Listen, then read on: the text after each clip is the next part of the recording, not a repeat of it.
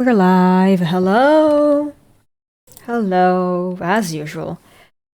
Just a warning, I am extra tired today, so this is gonna be the extra sleepy stream, and oh boy. A game where you need to think about the choices you're doing. Oh boy, this is gonna be bad for my brain, isn't it?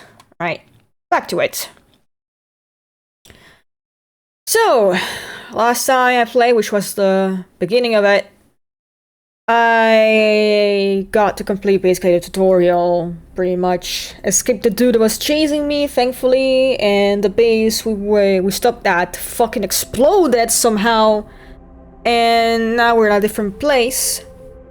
And we are meeting Bliss again from the first game. And they transitioned. Good for them. Good for them. Alright, I'm gonna need to try to remember some mechanics because they introduced a new mechanic that involves glitch dice, and oh god, I need to repair my fucking dice. Holy shit. Let's see. We're in the rig. Okay, this is gonna take a while. So I have glitch dice. Right. And I think they have a high chance of failure and a low chance of positive outcomes. Let's see. Where's just this?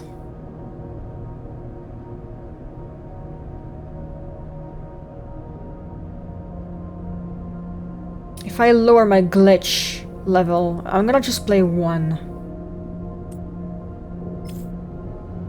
Ooh. Ooh. Let's do it anyway. Okay. Alright. We had some decent stuff. Hello, Eugene! Hi, Eugene! How are you? Hello. I saw the drawing you did of Mud smoking the steak. It's great. How are you? Yippee. It's dude, you need to make him do some ordinary sausage shit now. He makes sausages out of really messed up foods.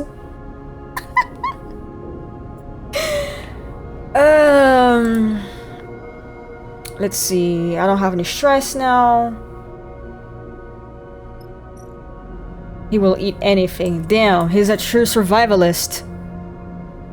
Okay, chance that I will...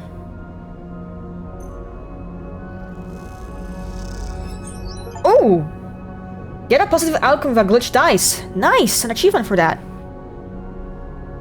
I had a tiring day. I slept poorly because last night I had the very responsible idea of staying up until almost 2 AM because I was brainstorming my idea for an Ina sauna. And I'm gonna eventually do a little video showcasing the voices. I'm a little slow, can I today? Oh, okay, take it easy, buddy. Take it easy. Take it easy. Let's see.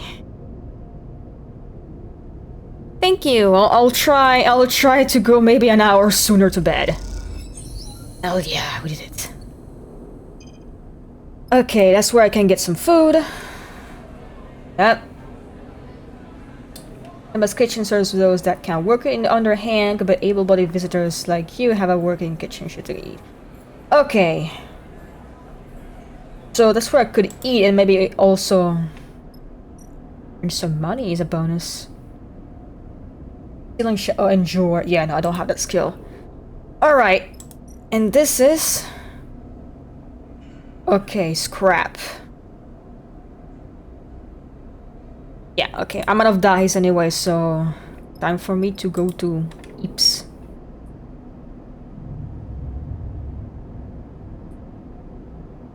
Oh yeah, it's a very cool game. It's very minimalistic, and it's got a very kind of a very not a visual novel. Don't think you can call it visual. It's more like a tabletop, actually, more like a tabletop. This is the sequel, and it's got a very interesting, change of pace, because I felt like in the prequel, while some stuff got kind of tense, there wasn't really like a consequence for that, right? Like, oh, stuff is happening, you know? But this is like, oh, you need to actually play carefully. You need to know what the hell you're doing. It's not. It's a lot more serious in the risk. Let's see, scavenge fuel. Let's see. Yeah, we're good on supplies for now.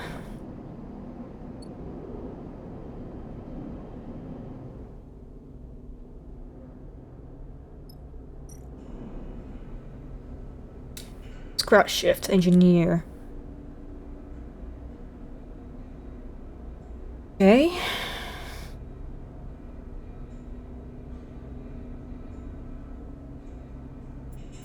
So if I'm not mistaken, I need a workshop to repair my dice, and I need scrap for that. I don't know when I could need cryos a thing.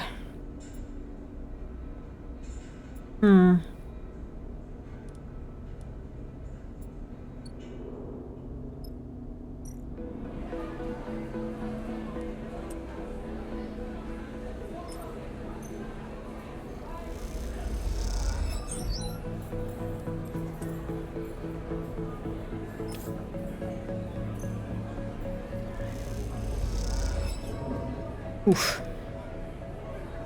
You're not on the other chest and they settle you loading the other wash. By the time you're done, there's much food left. Oh, damn.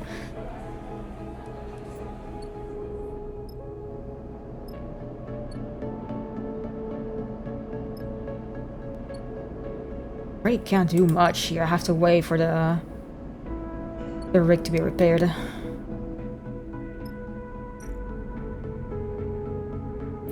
Yeah, I have very bad endure because of my character, so... There's different classes in this game, and I am a machinist, so they're good at engineering, but they're very bad at endurance, and they're completely shitty at social interactions. Just like me. It's kind of like your pace and you like RPG shows. I recommend Star Trek Odyssey. Ooh. Yeah. So the other classes I forgot. There's one that's more like a hacker, stuff like that. Let's see. Hold on. I know the hacker one, and the third class I forgot. Let's see. Sleeper classes. Machinist is the one I'm playing.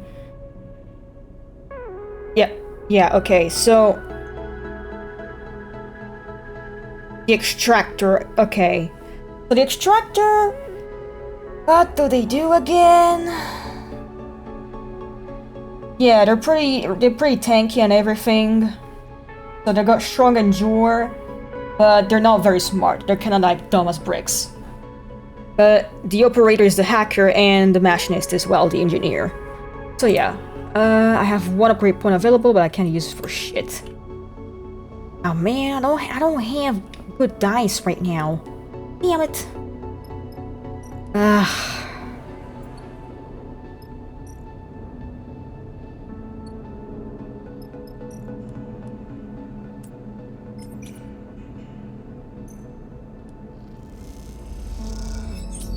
Ooh, I got money.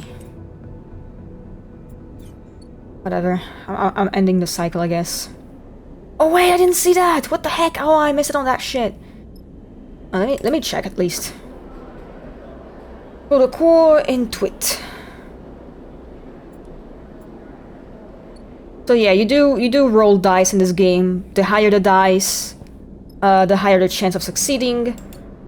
And if you have a trait bonus or malice, it will affect the outcome. So for example, you have positive outcomes, you have negative outcomes, and then you have neutral outcomes. For example, intuit is at neutral. That's a very basic trait.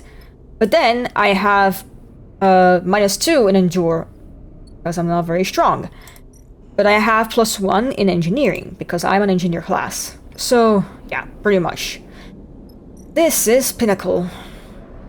Nitty-gritty, I like it. Yeah, it's all about like space capitalism and everything. And the plot is, pretty much the same thing in the first game. You are a sleeper, and what a sleeper is, they're a person whose mind has been deployed to a robotic body so that it can like do jobs and stuff and to pay off debts, while their actual organic body is put in basically in cryo. They're asleep basically.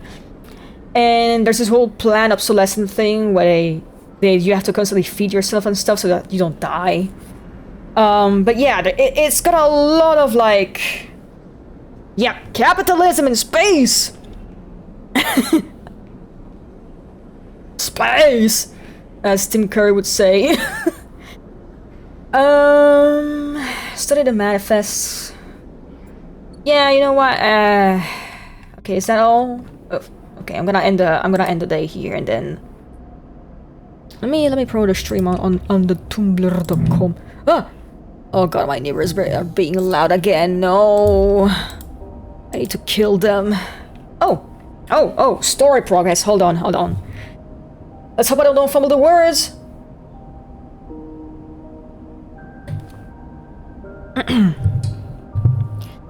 You awake to the sound of blaring proximity alarms. You quickly unstrap from your bunk and dizzily glance around. Plane? Bounty hunters? You cough and glide to the door. As you do, Liz pops her head around in the corner. Sorry. You look a little sheepish. In all honesty, it's not my fault. Your writing's all backward. Takes you a moment to understand what's happening. You steady yourself against the door frame. Sorry, I'm a little jumpy. Yeah, I think they transitioned is a thing, because Bliss was a character in the original game, and they were referred as female, but now they use they, them, so good for them, they transitioned. I'm so happy for them. I get it. Bliss looks down. Didn't mean to wake you. Takes you a while to get ready and drift down to the mess to see what's happening. By then, Bliss has turned off the alarms. And I'm spooling wires from a hatch you never previously noticed in the mess ceiling. Yeah, there's a few non-binary characters and implied to be, you know, queer and everything. One of the characters from the first game was Sabine, and they're also like a self-insert of the main dev, and they're implied to have like kind of a sapphic relationship with another character. And there's another non-binary character, I forgot their name, but they showed up pretty late in one of the extra stories after we finished a lot of the main quests. And the main character is also like pretty much gender ambiguous, so you can be whatever the fuck you want, I guess. But you're always referred as a they, just to keep it like kind of vague. Alright guys, sleeper. Your voice comes through the ceiling panels, muffled and dull. You sit on a stool, neatly tucking your legs behind a crossbar. How are you doing? Me? Bliss's muffled voice echoes around the room. I'm working! A pause.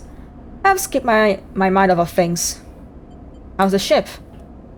Let's see. Bliss spins deftly, hooking their legs into the open ceiling so that, from your perspective, they are hanging upside down. Almost done, if you can believe it. Her messy hair floats around their head. A couple of cycles worth of diagnostics and I'll be happy enough to release her back to you. Seraphine, my man, how are you?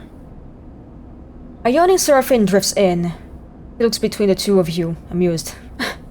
What are you both doing so up so early? You and Bliss exchange amused looks. What? Seraphine asks. Didn't you hear the alarm? Oh, there's a lot of hot characters in this game. Shit, I some of the ladies, god damn. Oh, god damn. In the first game already. Oh, like you need to look them up. There's some daddies for you, I think, Eugene. There's some hot guys as well. He shrugs. Heavy sleeper. He drifts over to the mess's cupboards to hunt for some breakfast. Dilfs. Oh shit! You got censored. Well, there's technically a dad in the game. So in the previous game at least, there is a dad. So technically a dilf. Yeah, no, Autobot is like, oh, they said DILF! They said DILF! Oh! Everyone's gonna coom in the chat! Oh! Yeah, like that. Come on, man. I'm an 18 plus channel. I think people can allow to say penis and poopy and whatever.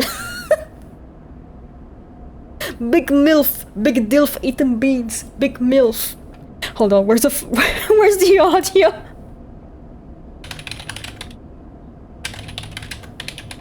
Big hot men eating beans. Joel, my flight got delayed and I forgot about dynamite joke perfume shop. Where is it? Oh, I'm trying to find the. Okay, I'm specifically looking the Vini one.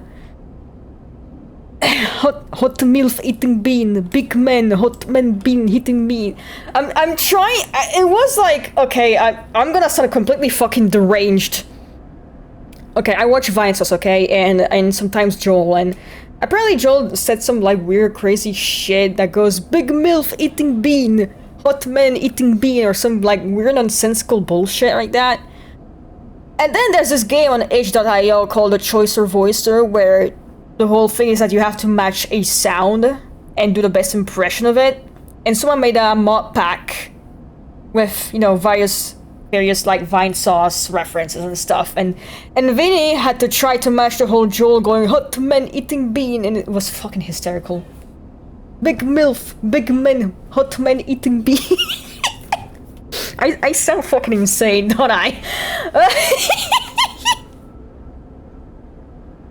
Hot bean.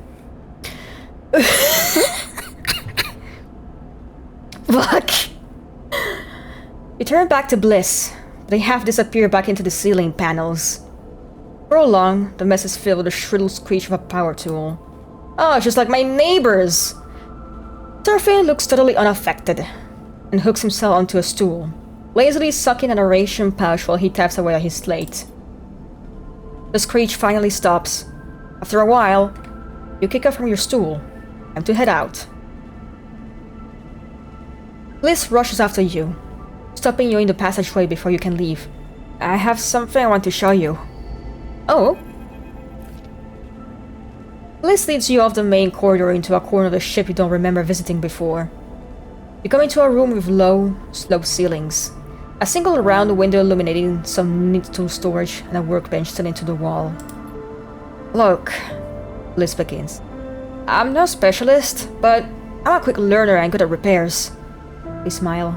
And I think you have need of me.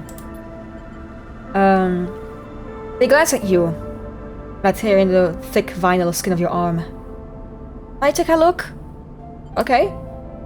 They smile and lead you towards a workbench. Turn your arm, looking at the tear from all angles. They reach over the workbench and take a small sealant gun from the rack. Look at the setup. It's basic, but looks clean and well organized. They gently close the tear with sealant, pressing the edges together so it closes up neatly. After they are done, they release your arm and you can barely see the scar. Bliss admires their work. See? They smile. I know it's more serious than a tear. Bliss folds her arms, but I can handle it. They turn and search through a set of metal drawers for a moment. Here! They produce a couple of carefully machined, pristine components. I was saving them for an important job. They wink. I guess I just found it. Bliss pushes the components to your hands. Take them. When you're ready, come out here and we'll fix you up. These are a rare find, though. In future, we might have to make do with something lower quality. They wince. You can find scrap components on most scrubber ships, like the one that's hanging around the underhang. Better the components, the easier they'll integrate into your system. Bliss leans on the workbench. I'll do my best to keep you running. Q. Don't worry about it. Shrug. You're a guest in my bay. I can have my guest bodies collapsing now. Can I? Plus, I think it benefits me if you think of me as indispensable. Bliss smiles. I should go back to fixing the ship. They leave you in the workshop. Among the simple tools, considering the particular qualities of a new friend. Oh yeah! You're my friend now. Dice repair is now available! Woohoo! Wee!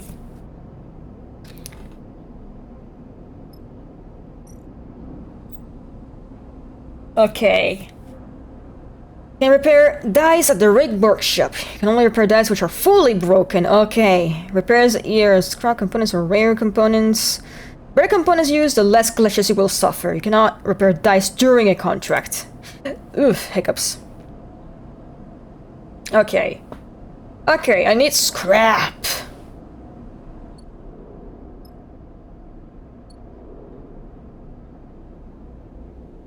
Okay, let's see this place.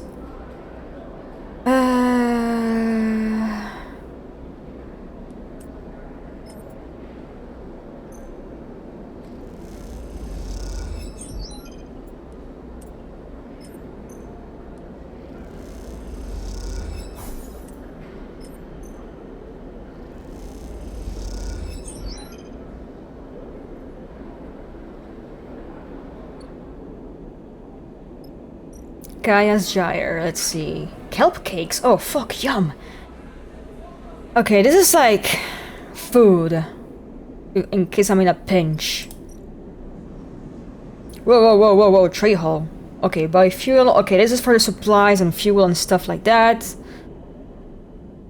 And then there's this place too.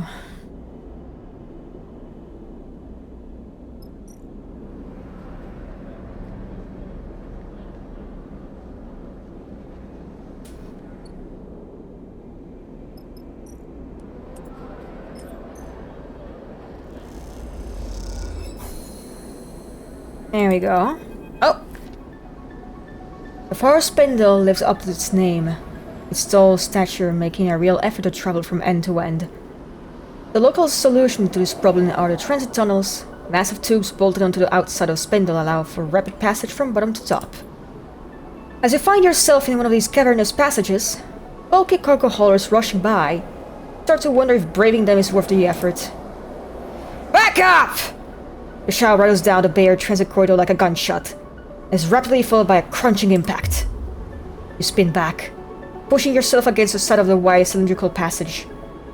As you do, a hauler glides past, sending a rippling wave of air across its wake. Oh, who are you? You look cool. I can't really see the name, it's kinda hidden by the... cadet, maybe? Oh no. Oh, yippee. And I need to drink some wawa.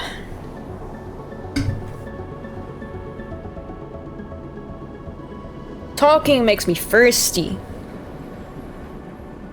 When the roar subsides, you hear a string of expletives coming from nearby. A spiky-looking figure, clutching some oddly shaped open-frame object, gestures wildly at the vehicle as it glides away. Dickhead!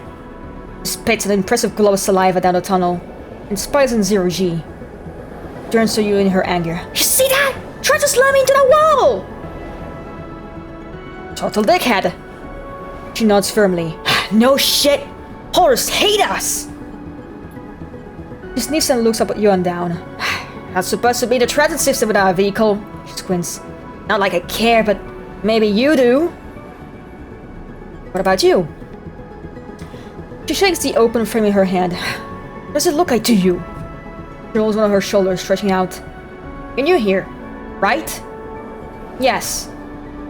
She shrugs sympathetically. Figures. Let me give you a tip. Begins checking her open frame vehicle.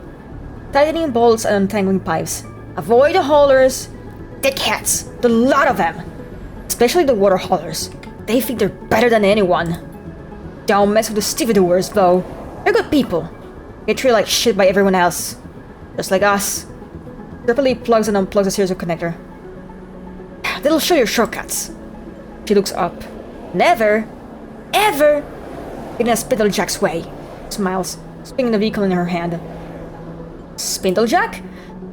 She thumps her chest. Oh, you're looking at one. Pauses, considering something. Then, suddenly, she reaches into one of her many pockets and pulls out a small transparent rectangle punctured holes. Text glints. Reading. Cadet. Stripline Express. You take it. Cadet! She flexes proudly. That's me! Stripline is my outfit. Come on, dispatcher. Small outfit, but we punch above our weight. Dispatch is here in the spindle school, but I run the transit tunnels up and down the spindle 10 times a cycle. Need anything moving on the spindle? Data, tech, messages too hot for a hotline? Come find me. Your courier? Got it in one. Gets off the wall and mounts her bike, triggering a small burst of compressed air to keep herself steady in the transit passage. You hear a buzz of distorted speech from what you assume is her dispatcher. Cadet angles her head to her communicator and mutters back into it. Gotta hop, sleeper. Looks over at you, and something flickers in her eyes. An idea, or perhaps just a realization. You might be able to help with something. Practice has been bothering me. Squints down the passage. Come to the office at Tripline a few cycles and I'll show you. Sure. I mean, I don't have any other choice to accept, I guess. Well, call it a favor on account of me saving you from being flooded by a hauler, she winks. Now, you better get out of here before another hauler tries to squish you. Step back as she twists on the handlebars and a burst of air sends her flying down the transit corridor at unsettling speed. Oh, she's fucking scooting! Noom! You watch her go, slightly caught off guard by her final remarks. What a courier need you for? You turn the idea over in your head as you find a way out of the transit corridor, back into the safety of the main concourse. Alright, and this place is... Okay, this is like about waiting. Now... I'm gonna buy some scrap, maybe.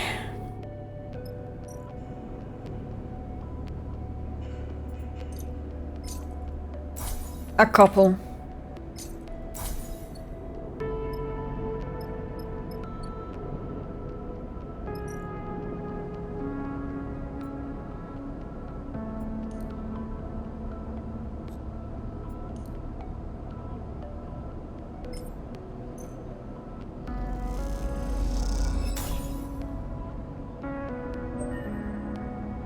Ooh, what a great point.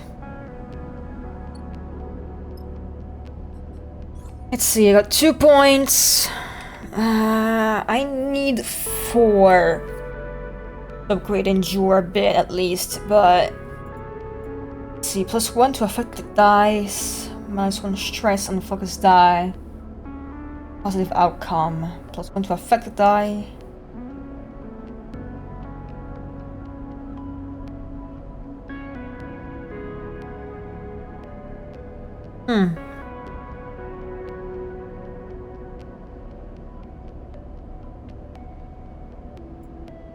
Right, there's a push mechanic, I think, to like try your luck, but it can be risky.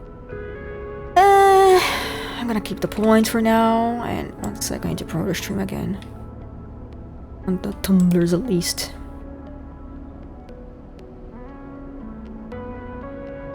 There we go. End cycle, at least. And I have 1 die back. Ah, fuck, there's a glitch dice again.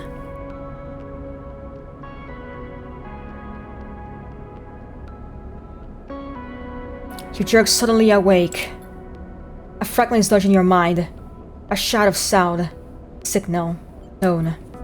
It resonates like tinnitus. Obviously internal. Inescapable. You look down to see your hands blurred, your fingers dancing as if you were typing. Your fingers slaps like caught birds. It takes all your focus to settle them. You force yourself back into them. A sensation like squeezing on a tight pair of gloves.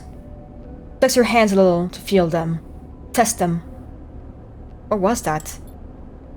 Take a deep breath to calm yourself. But as you do, you're reminded that you don't need to breathe. The claustrophobic sensation that you cannot shake. You get up, push off the wall, pull on your clothes, anything to escape the dreams that hover here at the back of your mind.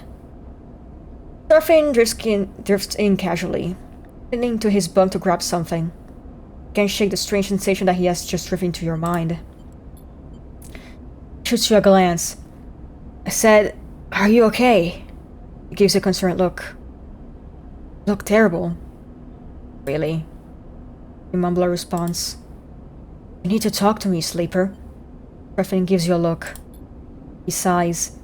I know something happened back when we were leaving Hexport. The explosion? No, not the explosion. He shakes his head. I saw it, Sleeper. Saw something change in your eyes. He pauses, looking for the right way to explain. They were cold, fixed. I've never seen that before. Looks away. Back when we first met, I knew at once you were human. I knew because of your eyes. I never met a Sleeper before, but I knew immediately that you weren't just no machine. It was obvious. But then, on the rig, he shivers. I couldn't sit anymore. I don't know what happened. What did it feel like? He's a curious look. Try to identify it. Neutral com. Com, okay. You close your eyes and recall the moment. You remember Lane's voice, the rig hot and close, the numbness, and then you see it glittering in the nose space of your mind. Thin and bright. Spider silk. Red. Sleeper? Griffin's voice interrupts your thoughts. You open your eyes to his irritated face. Are you even listening? We need to get you checked up. We need to know what's happening. Griffin gives you a stubborn stare. This isn't just about you. Where? Been asking around. Griffin's face is set with determination now. There's another station near this one. Flotsam. Flotsam. That's a familiar name. It's a mess. An accumulation of wrecks and docked ships, but also house some of the best artificers in the wash. You should go there as soon as the rig is ready. I'll think about it. If you can't do it for yourself, do it for me. Griffin shakes his head. Please. Look. Pauses. I know I don't know what it is like to be a sleeper. I understand that there are things you can't tell me, can't show me, but I do know how fear can keep you from doing what you need to do. I'm not going to nag about it, but it needs to be done. He passes by you as you leave the bunks, pushing your shoulder as he does, leaving you to your thoughts. You finish getting dressed, feeling your body, strangeness, even though you wish you didn't. At the very least, you think, you need to find someone who can stop you from falling apart. Maybe Flotsam is not a bad idea. You push through the back of your mind, there's a cycle ahead, and the rig isn't ready. When it is, then you'll see.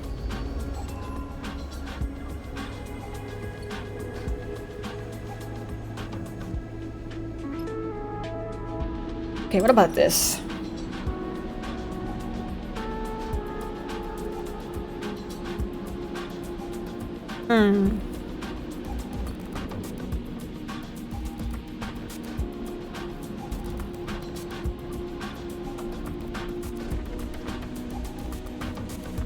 I'm not entirely sure what to do.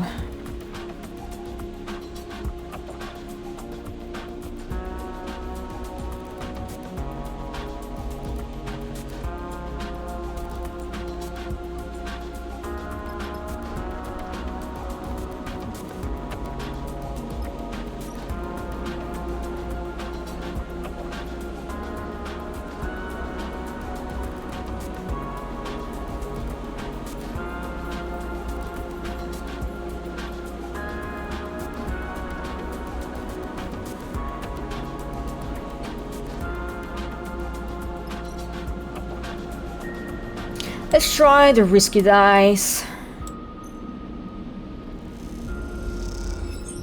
Ooh, hell yeah. So fucking good at this, bro.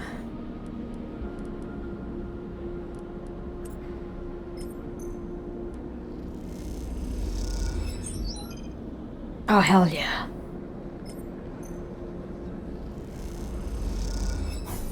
Ah.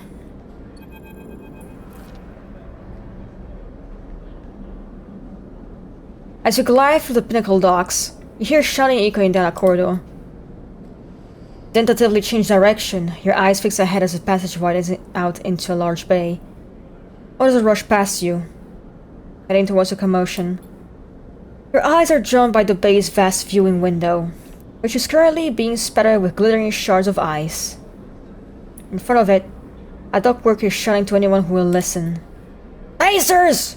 Workers of the far spindle! We need your urgent assistance! Water carrier Springtide has suffered heavy damage in its transit from Wellspring. He takes a breath. All label hands! We need you to help secure the cargo! Now this water first spindle will struggle to support you! He looks desperately at the crowd. Please! Any who are able to help! Please make yourself known! Behind him, a corona of ice ejects from one of the tanks, drawing a pale halo around the ship. A handful of experienced-looking spacer push through the crowd towards the front, and dock workers start to direct them to nearby bridges. You watch the scene unfold, hesitant in the face of making someone else's problem your own. See. Oh yeah, we could do that. We could try that.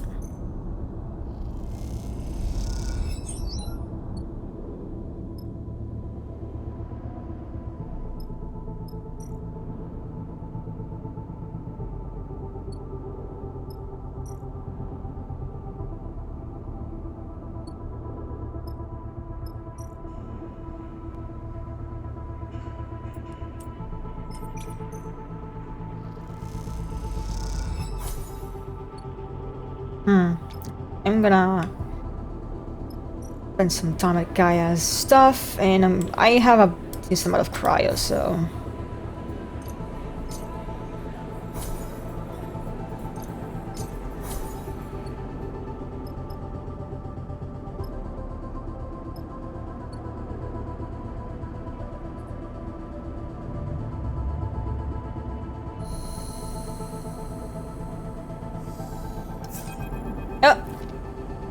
Sleeper! That drew from the shadows outside Bliss's Bay, looking around nervously as she approaches. Seems like I'm going to need to call in that favor. Her face is pale and deathly serious. You okay? Doesn't seem to hear you. Distracted by a group of spacers gliding noisily down the passage behind her. She waits until they pass. Someone hit strip line. No idea where Kamal is. Bunch of goons tearing the place apart as we speak. Oh fuck the goons. She screws up her face in pain. Even tried to grab me. This muscle has her slow. Wait, why? Remember that package I asked for your help with? The one that was bothering me? Remember you mentioning it. I reckon it's got something to do with it. It was a bust. Express ran all the way to the underhang. But when I got there, no one home. She's whispering now, leaning closer. It was matched up. Like someone got there first.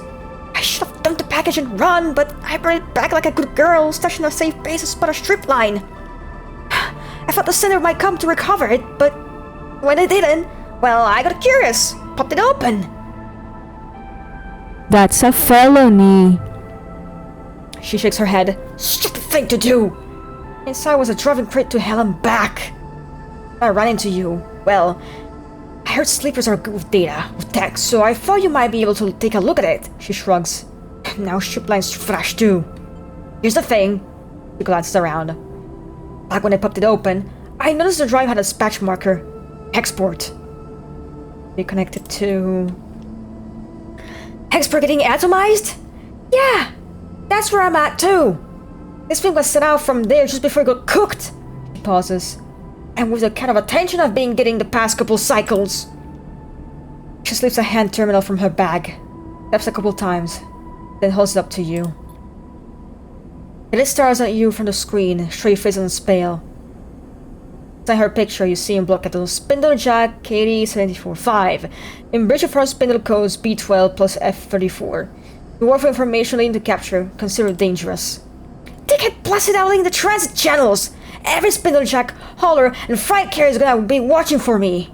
Pulls back the hand terminal angrily, something away in her bag. Something's going on! Anyone who can help? She looks away. Spindle Jacks don't make friends easily. Now all the couriers I do know are looking to turn me for a payout. She snaps her head into the side, her eyes flashing with anger. Why do you think I'm here? There's a color arm going off in the back, what the fuck? Oh, wow, I hope the microphone doesn't pick that up.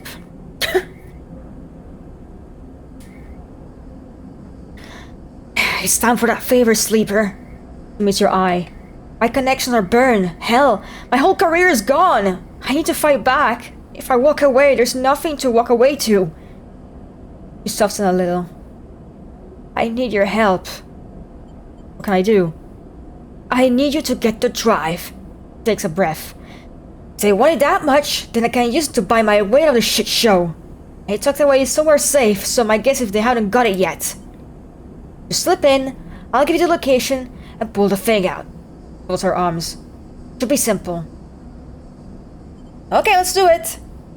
No, seriously. Thank you. Look, this thing turns out to be worth something. You'll get your due. All I want is my life back. Drive is in the workshop. There's a loose panel behind the air bike rack. Leans in. Staved to the back of the fuse box inside. I'd like to keep heading down Spindle. The overhang. Past the ends of the transit tunnels. No one will rat me out there. Glances around. I'll come find you when it's done. I've still got some network access. I'll know when you join in. When you go in. She winks, offering no further explanation. My bag's locked up nearby. I'm gonna hop. Pauses. Do me this favor, then we're clear. Doing my best, sleeper. She gives you a mock salute. You slip back into the shadows, and a few moments later you hear the percussive pulse of an airbag accelerating away. You know, at least, what it's like to be one of the run, flee for your life. In that, you feel an empathy, a connection with Cadet. But from every other angle, things look like bad news. The kind a sensible person would steer well clear from. And perhaps you would steer well clear if it wasn't for one detail that has stuck in your mind. The drive is from Hexport. Is all that enough to send you down to strip line in search of that drive? Only time will tell. Ah! God damn it! Stop forcing me to talk! God damn it! As you drift lazily down to the ship's mess, you hear raised voices. You steel yourself for a moment at the entrance, then slip inside. Serafin sits, hooked on his usual stool. You stay glowing beside him. He's shaking his head as you enter. Bliss, meanwhile, is floating freely, and gesticulating sharply as they explain something important. I don't see why not. Bliss shoves at the air. It's not like you have an alternative. We can get to cryo, I'll take time, but we can get it. That was the deal. Serafin speaks calmly, trying to placate Bliss. Sleeper! Bliss spots you entering, and turns to Serafin. Let's see what Sleeper thinks about it. About what? They both fall silent for a moment, and Serafin sighs. The rig's ready, Sleeper. Bliss gestures around the mess. I fixed it! Hell, I've improved it! She's purring thanks to me. Now, wouldn't you say, having done such an incredible job, I deserve to be paid properly for my work? A calculated look crosses their face. A return like this would typically cost me clients hundreds of cryo, even if I was feeling charitable. Serafin sighs loudly. He knows where this is going. See, I couldn't make you pay, and maybe you could even scrape the cryo up, but not without taking a contract.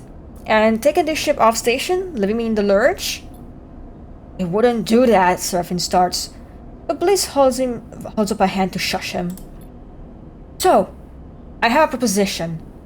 One that clears the debt completely. They pause. I will turn around the open side on this little bay of mine and join up with you. You keep me in work, give me my split, and give me trends to where you are headed.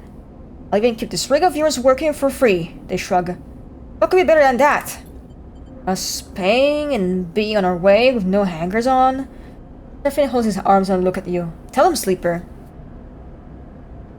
Could use our help, actually. That is very helpful. I need them. Bliss grins at Serafin. See? Sleeper gets it. You can't use my help. I'm an excellent engineer, tidy shipmate, and a half-decent chef. Oh, they can cook? I'm done for Spindle. I'm done taking on enough jobs for enough cryo, or on a station where I know nobody. They pause, satisfied. Welcome! Serafin holds up his hands. Look, I appreciate it, but we are on the run, Bliss. Trust me, you're better out of here. Gives them a serious look. Even telling you this could put you in danger. Bliss pauses.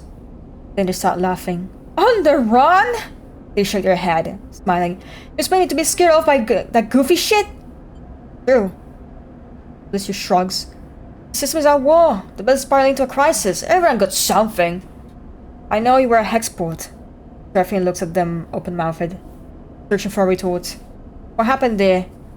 Who's to say what happened here? Not sitting around watching all this play out any longer. Take a deep breath. Something has to give. Bliss turns to Seraphine. Look, you've done your due diligence or whatever. You're on the run. I've been warned. I accept the risks. That's it. At the end of the day, your ship is climbing to my bay. So, unless you know my encryption protocols, there's not much left to discuss. Seraphine shakes his head. A small smile crossing his face. They've got us there. He looks at you, and then Bliss. Looks like we're getting a new crewmate. Hooks from his stool. But I'm moving the engine room. And he drifts off towards the bunks to gather his things. Blah, blah, blah, blah, blah. I can't read. You and Bliss exchange a nervous look. Sleeper. Welcome aboard. Bliss smiles. And gives you a half-hearted mock salute. You're great.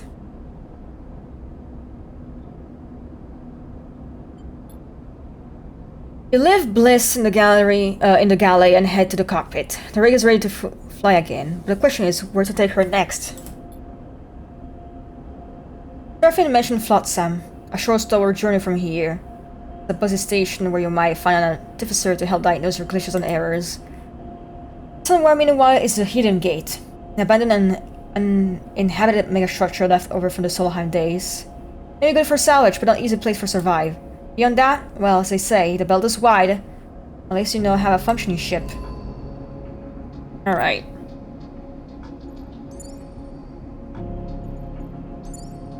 Belt map. To go to the map and press the bell button to try the other hubs and discover new parts of Starward belt. Ooh. At the moment, let's see. I got nothing.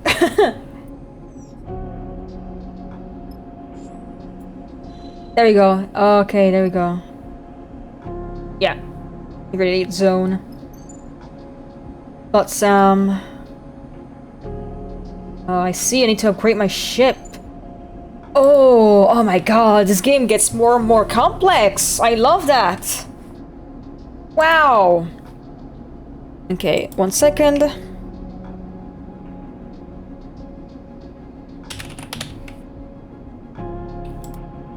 I'm thirsty again. What the heck?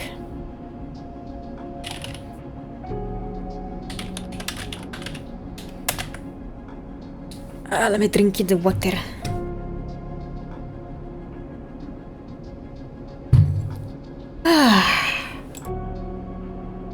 Same notifications on Blue Sky. Alright, back to the game.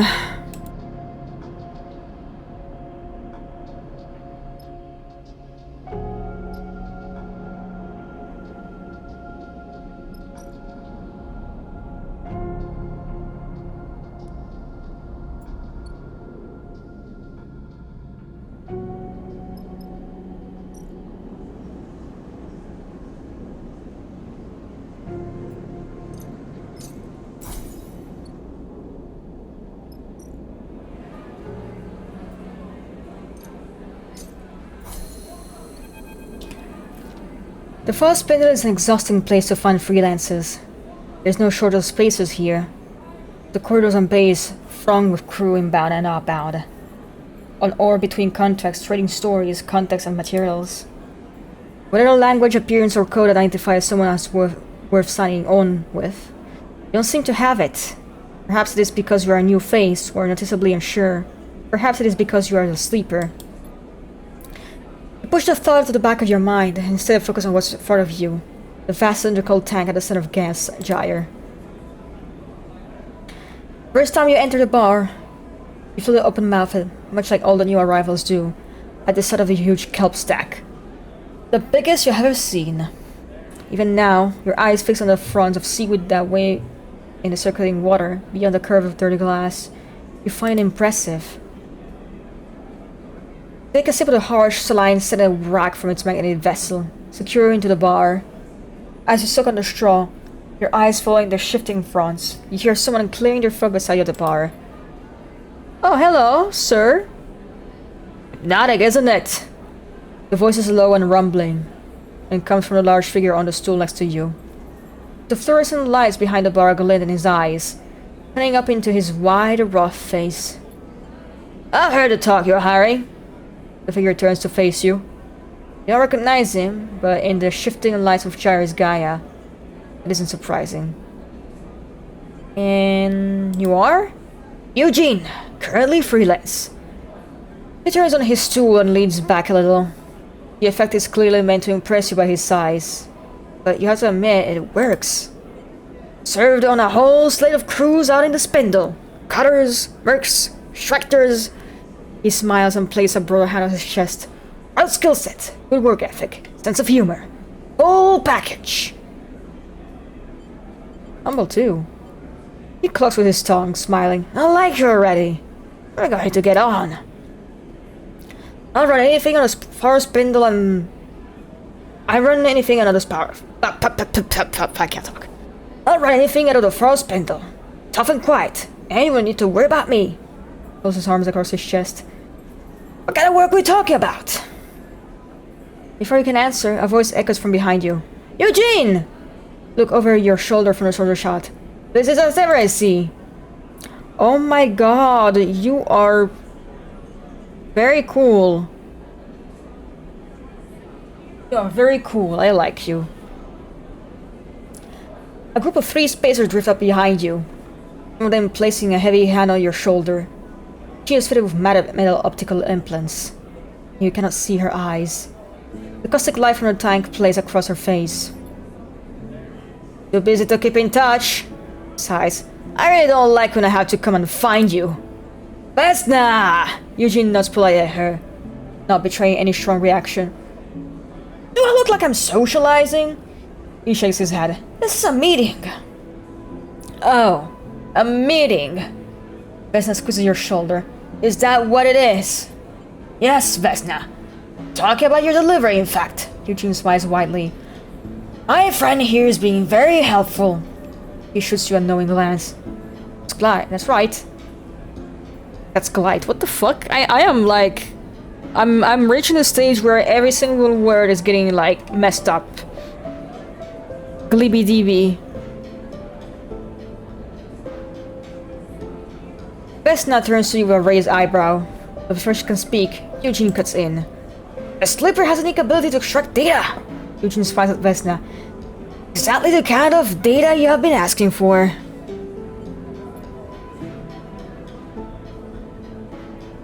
My nose itches. Holy shit. So, we can just get back to it. Eugene gestures towards you. Then I can deliver what you need.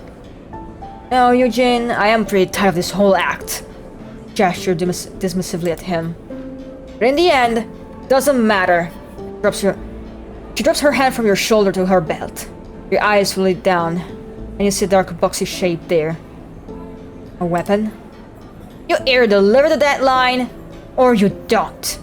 When you don't, smile slightly. I'll be happy to take you through the consequences. Until then, you should see a glance. Chat to whoever the hell you want. Vesna and the 2 spacers flanking her glide out of the bar, and Eugene watches them go with little emotion. So, Eugene smiles return. We're about to hire me? I was. Well then, he smiles. Put that little interruption out of your mind. Vesna just wants to scare you off. She likes to cause me trouble. Eugene looks away, out of the door of the bar. Let's not let her. He pauses in silence for a moment, still looking away. We try to get a read on him, but his face is blank. Only his glittering eyes hint at something rapid eternal activity. He turns back to you and meets your eye. A sudden shift in his manner obvious. If you need crew, you need to work. If you need cryo, is that right? He doesn't stop for your answer. I can offer both. Hard work, good contract with a good payout. You take a view on this job of mine and we split the take. He looks down, thinking, hell, if you do, I'll consider staying on long term, he smiles. Think of that, no more recruiting. The job. Salvage, he leans in.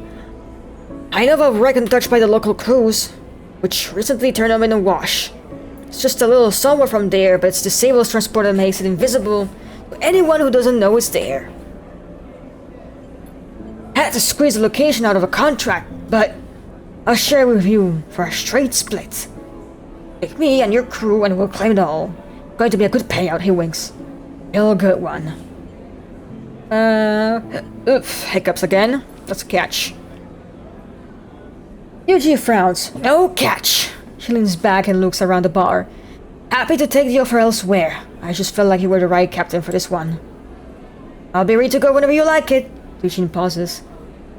As I show good faith, I'll also fly out with you on any job further for our spindle. Not all leaving the station with you yet. Not until we get my job done first. Okay. For that we can talk flying together. No need to rush into it. He shakes your hand firmly. Spawn rough and pitted, then turns back to his drink. You slip out of the bar, looking to see if Veshna is nearby. You don't spot her among the passing crews, but you can't help but imagine eyes on you in the bar. You shake it off, having become familiar with the feeling of being observed. What matters is you have found yourself a crew member and a contract. Whether either will come good or however remains to be seen. Look.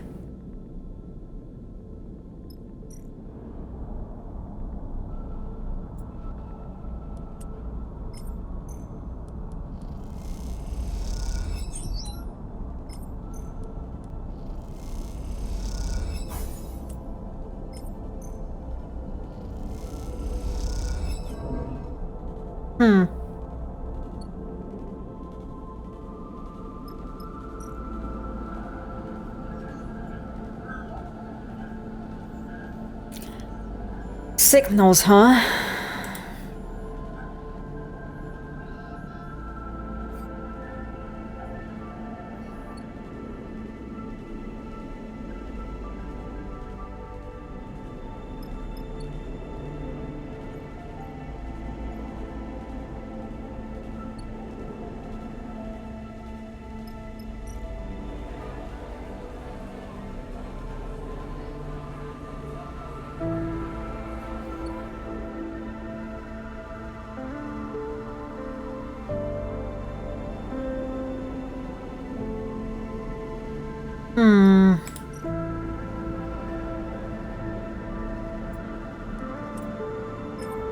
It's too low. I don't like that.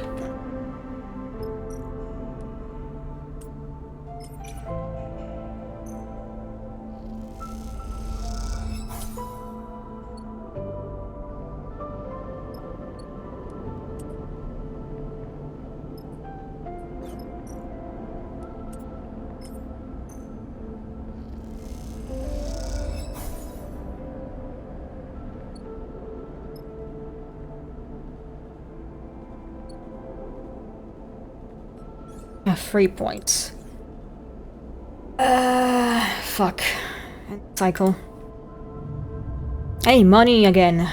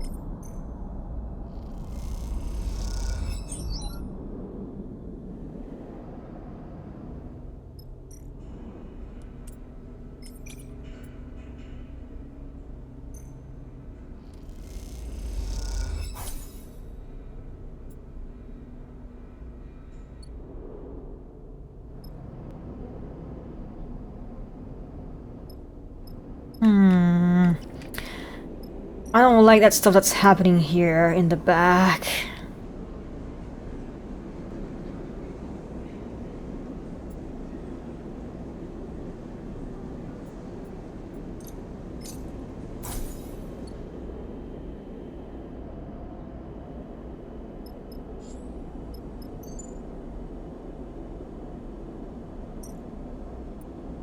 Alright, let's try a contract. How bad could it be?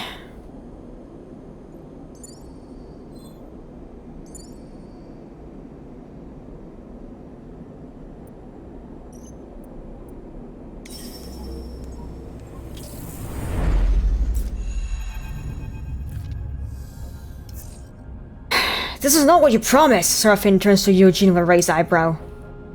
Looking out across the field of debris, scattered around the small asteroids whose gravity has kept them here. You have to agree. Where do you even start looking? Eugene shrugs, unfazed. I said the wreck was hidden, transporter off. No flight records. I didn't say it was intact. It was an easy job, I wouldn't have come with your crew. I just grabbed it myself, he winks. Well, our share. That's definitely more than one wreck. Bliss leaned towards the window, stare out at the glint in the breeze. I see at least 3, maybe 4 different engines housing out there. Seraphine sighs. You really think there's something of value to be pulled from all that? I know there is. My tip-off is good. We need to find the right part. Looks at the wide field of the breeze. Right ship. Any clues? What I know is that a wreck with an item of great value is out there. That's it. He shrugged from his seat. Are you afraid of some hard work? Is that it? Seraphine starts laughing. So you're telling me we don't know what we're looking for, what it is, or what it's worth? Trust me or don't, Eugene shrugs. This will be worth your while. It's a hot tip. Sleeper, please. Seraphine turns to you, exasperated. Suddenly, a percussive beep interrupts the conversation. All of you turn to your attention to Seraphine's terminal. Well, blah, blah, blah. My ability to speak is getting worse and worse as the time goes on. What the? He taps a few keys. Got an incoming ship! Transporter just popped up. See? Eugene smiles. What did you say? Hot tip! Better climb it before they do. He jabs a finger to read about. Okay, clock's ticking. I see a few obvious sights. Large bits of debris. Clear hulling sections. We should focus on those. Blaze unclips from their seat and glides out of the cockpit. See you locker kids in the airlock. Ready, Cap? Eugene slaps you on the shoulders and kicks you off from the cockpit door. Turn to Seraphine. I don't like that guy. Seraphine shakes his head. Yeah, I don't know, he's a bit sus. Then what are we doing here, Sleeper? He sighs. Look. Seraphine glances back from his shoulder. Just be careful. You nod and glide through the cockpit door. You're already trying to map the scattered debris in your mind. Okay. Fuck. We need to be good at this. Oh god, Bliss has got some like really shitty fucking dice. Let's see. Okay, so Eugene has good endure. Actually no. He's got neutral endure and engage. Bliss is an engineer and an intuit person. So where the fuck do we start? Okay. Okay.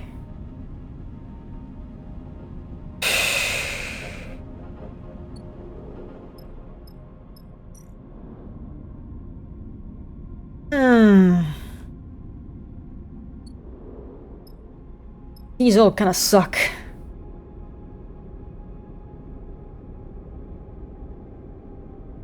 Okay, Eugene, he's got neutral endure. Let's start with that one. Very good, very good, very good.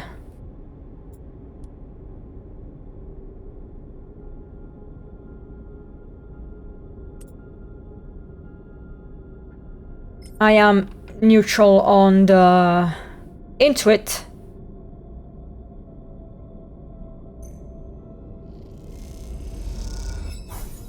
Okay. Problem is, this Bliss has a very low dice roll, so that's not great.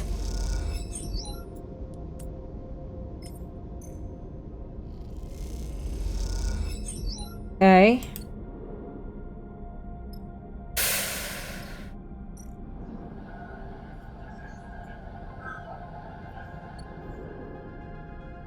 We have we have 2 days to try to, like, do something.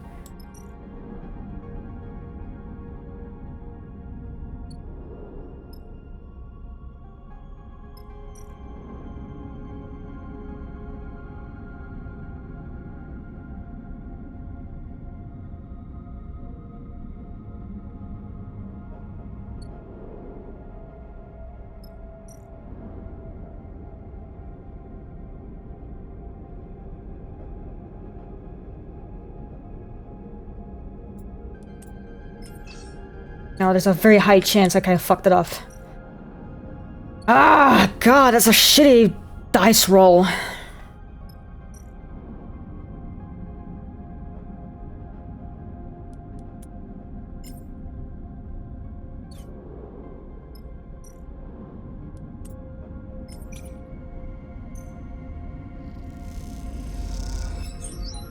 Ooh, okay, okay, that's enough for 1 day.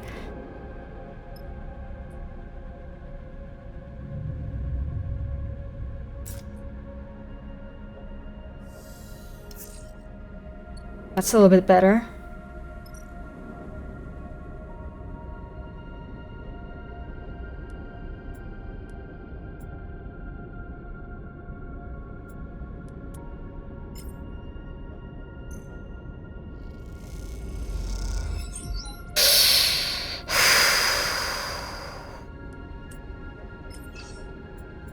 Right. No.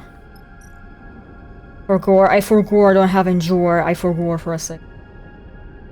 Bliss, you can finally do something, maybe. Please don't fuck this up, Bliss. You have 1 chance to fuck that up. Oh, okay.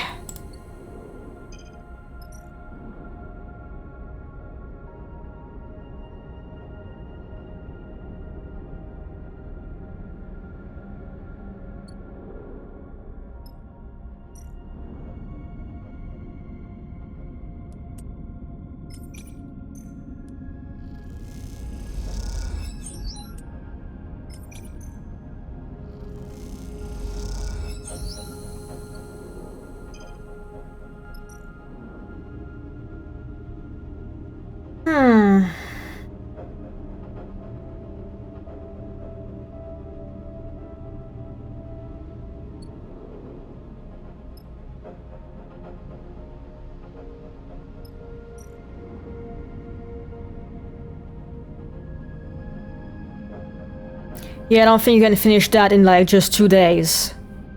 With the ship going on your ass like that.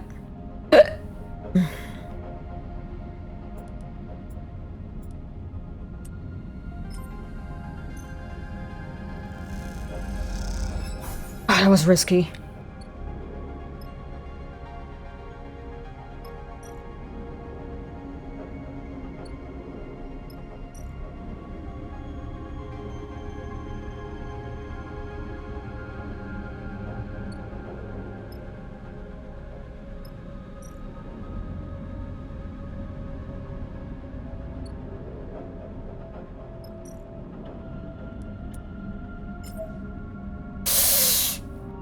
%, chance.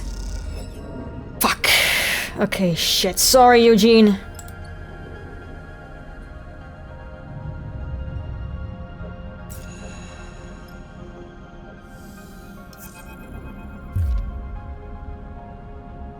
Eugene, you piece of shit! Where are you? The story voice rattles through the ship as you are finishing your breakfast in the mess. Ren turns to look at Eugene. Serafina already shaking his head. Ugh, Vishna, he says under his breath. He suddenly recalled the still-eyed captain who conferred Eugene and the Geyer back on the far spindle. Open this airlock! Before I'll do something I'll regret! As her voice echoes through the room, you realize she must be at the rig's entry lock, using the comms panel out there to speak into the ship. Eugene? He shoots a resigned look. I should let her in.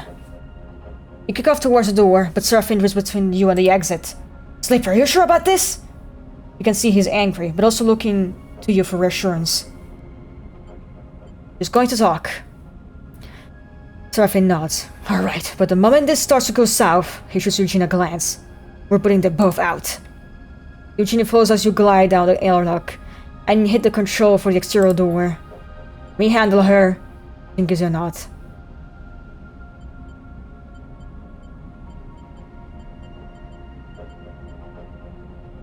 What do I pick? Fine, okay, listen, it's your business. Whatever. He nods appreciatively and drifts towards between you and the airlock.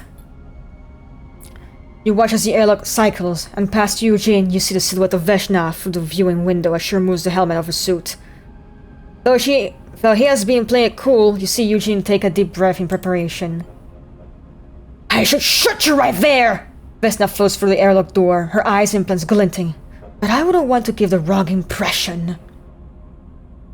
Her metal eyes make it impossible to read her tone. Let her talk. This is how you treat all your clients, Eugene? Promise to deliver the coordinates they helped you to find, and instead, where you find out the value, go into another crew to try to steal the prize out from their nose? I knew you were immature. Smiles. But I didn't know you were an idiot too. Tell whatever stories you want, Veshna. Until I am paid, there's no deal. Eugene smiles. You pay me, Veshna? Veshna looks frustrated. You know as well as I do that payment was on receipt of the coordinates. Well, sorry to say I won't be able to deliver. Eugene shrugs. Deal's off. You piece of shit! Veshna's hands goes to her hip. Now, you're a guest on the ship. Ruffling voice comes from somewhere behind you. So remember that. Turn back to see Seraphine holding a whole boulder at his waist. It's why muscle train on Veshna. Veshna lets her hand loose at her side, abandoning her threat. Of course, she sighs. I thought you might all see the breach of trust in this situation, but I was wrong. Don't want to escalate this. On that, we agreed. She backs a little towards the airlock door. Eugene looks at the freelancer. Don't think I'll back off. My team can find this thing faster than any mongrel crew, she smiles. First to take the prize takes all. Stay silent. Veshna sinks back into the airlock and hits the control panel. Though she sits her shut. Shit, I think he's taking stress. Eugene suddenly tumbles forward as something hits him in the side of the head. Idiot! Seraphine stands behind Eugene. Then swung the heavy muzzle on the hull boulder directly into his head. Dare put the screen in danger like that again! Stop! Sleeper, I know I value your kindness and your patience, but this idiot almost got us killed! Seraphine is breathing heavily, his anger apparent. Still might! Eugene catches himself on the wall. It's okay. He wipes a little blood from his head. I get it. That was sloppy. Your whole thing is sloppy! Seraphine bristles. This is how you get yourself killed! As much as I'm enjoying the displays of aggression and idiocy, Lyssa's voice comes from behind you all. We still have a contract to complete. They push back to start suiting up. And now we have competition. We should leave. Seraphine strings the hull bolted onto his shoulder. Cut all losses. Now wait! Eugene wipes the corner of his mouth with the back of his hand. All this and you're going to give a turn tail? Eugene is right. Shit. Seraphine sighs. You are right. Alright. As I over to Eugene and pats him on the shoulder. Time for you to prove your worth. I'll be watching. Okay. Oh my god. Bliss! All of your fucking rolls are shit, man.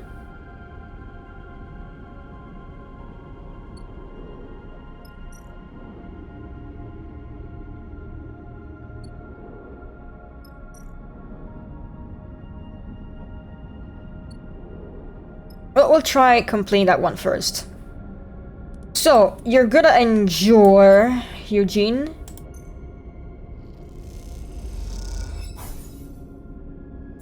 That one is gonna remove some,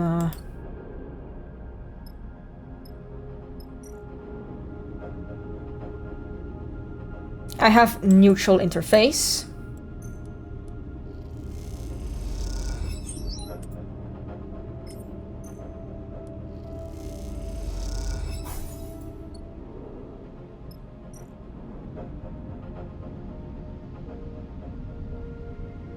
God, Bliss, you fucking suck, buddy. I have low endure, but I do have medium interface. No. Fuck.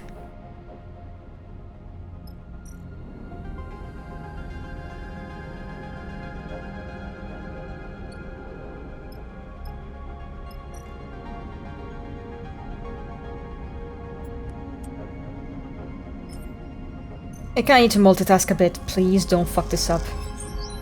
Ooh. Don't fuck this up. Please don't fuck this up. 1 chance out of 4. Okay.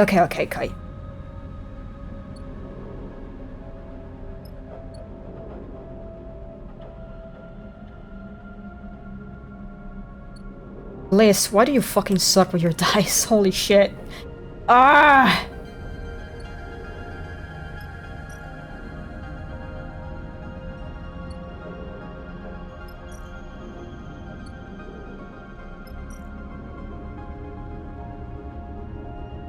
Yeah, I need to end the day here.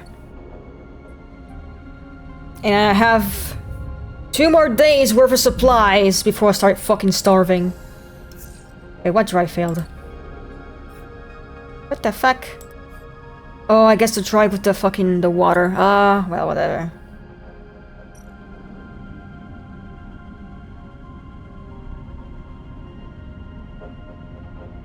Ooh, Bliss got some good shit now. Let's see.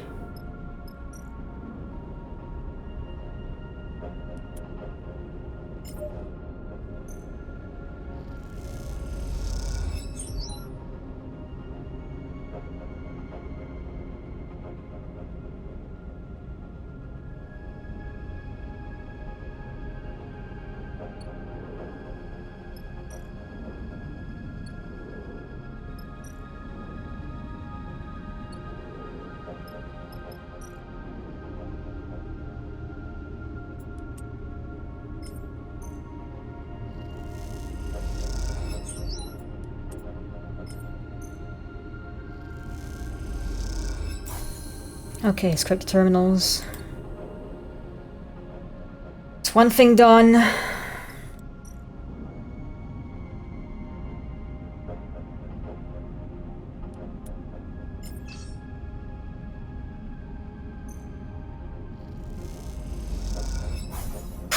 Okay. Something, it's something.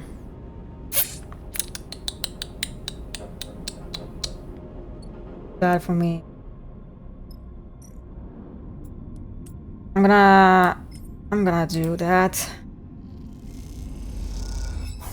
Okay, that's something. Neutral. Fuck. Liz, I have no idea what I could use that 4 dice for you. Fuck. The chance I could stress them out, but...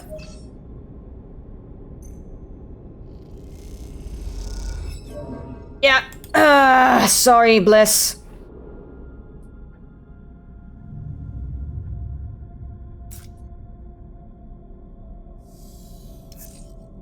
Okay? You do that. There we go.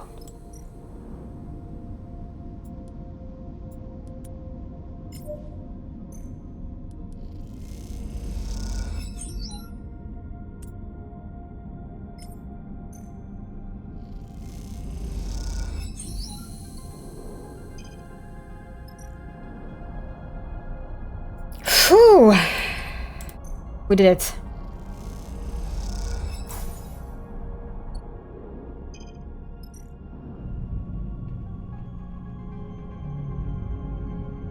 Oh, engineering, perfect.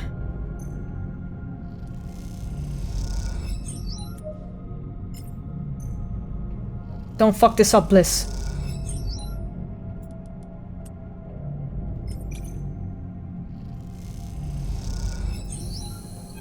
Yeah, we're gaming! Ooh, I was tense. The cargo bay doors shudder open in silence as Eugene levers them apart. This is it. Final layer to pull back before you reach Eugene's mysterious prize. Can't help but feel a little excited. There's also a sense of satisfaction to the idea that you beat Veshna's crew to the wreck. You found it, you cracked it open, and now you will be the one to reap the rewards. Focus on the job. Let's not get cocky. Oh god, why am I hiccuping so much? The doors are open enough for a person to glide through now. Beyond, there is only the darkness of the cargo bay. You follow Eugene in, the headlamps of his suit lying his back in the dusty void beyond. You see the boxes appear. As if by magic, out of the dock, Eugene glides past them. Does he not see them? You stop and take a look at the loot. A stack of 4 sealed boxes sitting in the middle of the bay, their armor exterior caked in dust. You wipe away and squint at the agent label. They look like industrial ship components, still sealed, totally untouched. The belt, where most tech has been through hundreds of hands, are patched up and reconfigured. This is a solid hull, but not the kind of hull that gets crews fighting over it. Something doesn't add up. They're in here. Eugene's voice crackles through the radio. What? Back wall of bay, come see. You kick up from the crates and glide through the dark until you see Eugene, the back wall of the cargo bay, and something that confuses you for a second. A black shape, a ragged circle around Eugene. You squint. Inside it, tiny lights twinkle. Takes you a moment, but you slowly realize that you're looking through a hole in the wall to the stars beyond. Someone beat us to it. His voice is flat. They're long gone. Are you serious? Look for yourself, he points. It happened a while ago. They punched and took it.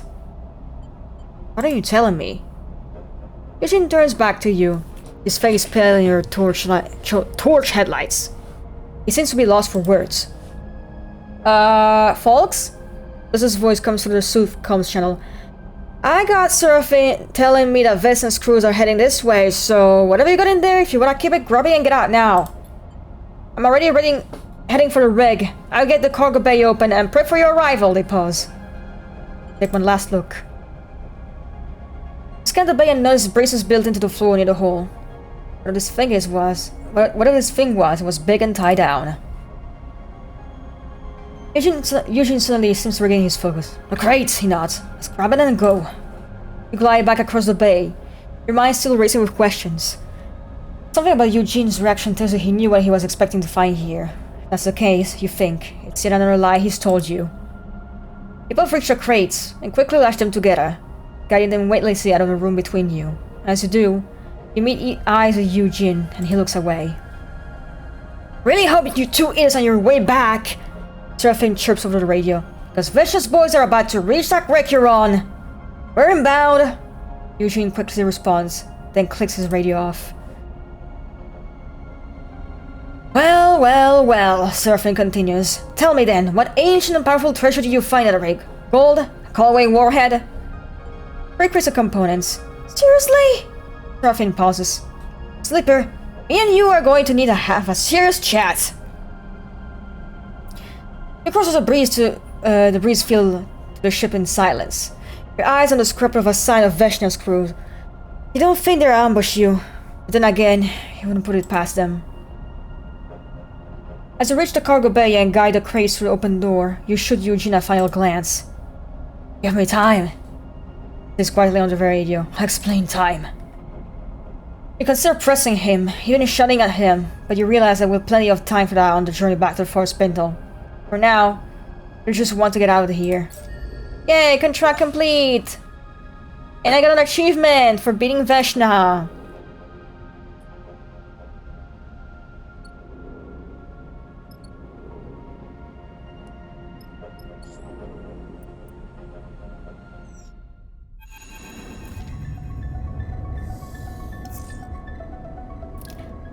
Something flickers in the back of your mind. You stop. You have to stop. Blink it away. There's a tightness behind your left eye. An aching point that refuses to move. And then, the voice begins, hissing through the background noise of the rig systems. A new whine amongst the cores of the life support and ventilation.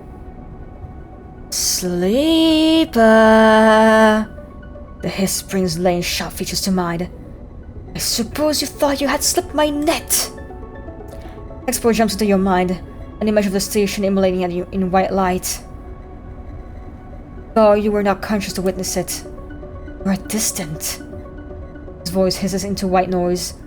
You're not free of me yet. I'm coming, sleeper. The hiss drops. I will retake control of what is mine. The closer I come to you, the more you will feel it. Lane moves your finger, taps your forehead. In here. Until you cannot resist. A bright smile. Pale eyes. A growing hiss that hurts. Then the hiss is gone. The rig suddenly quiet. The stinging tightness fusing behind your eyes. The fear remains. Fuck, man! We need to leave. Sleeper, you good? Seraphine is there. Holding by your bed. Talking. Then he's coming. Seraphine looks alarmed. You feeling right? Looks away. You can use that. Stay ahead of him. He squeezes your shoulder. You can do this. We are fast and smart. We keep moving. We don't stay anywhere for long. Find a way. Frowns. Somehow.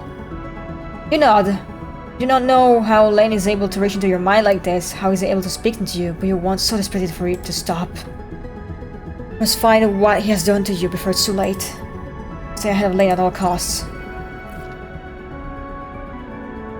I'm gonna drink the water.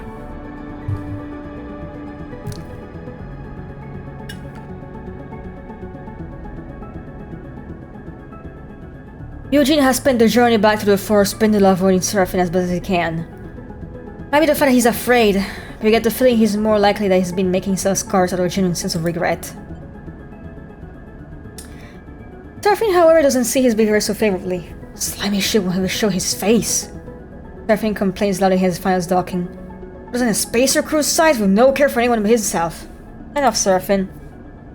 Seraphine turns to show you an irritated look, but as he does, you see his eyes jump to the door behind you. You hear this rustle of movement behind your head and turn to see Eugene in the cockpit's doorway, a weird serious expression on his face. I owe an all explanation. His voice is slow and steady. Believe it or not, it was not my plan. Yeah, your plan was to find the loot in that wreck and split with it. Wasn't it, big man?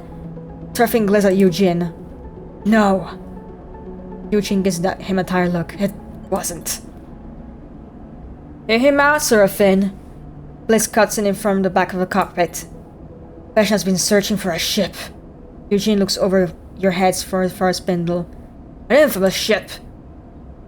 Seemed like she already had a ship. Seraphine interrupts. What's part of the problem? Not a wreck. Eugene looks down towards him. A fraction drive ship. An interstellar ship. That seemed to shut Seraphine up. You don't blame him.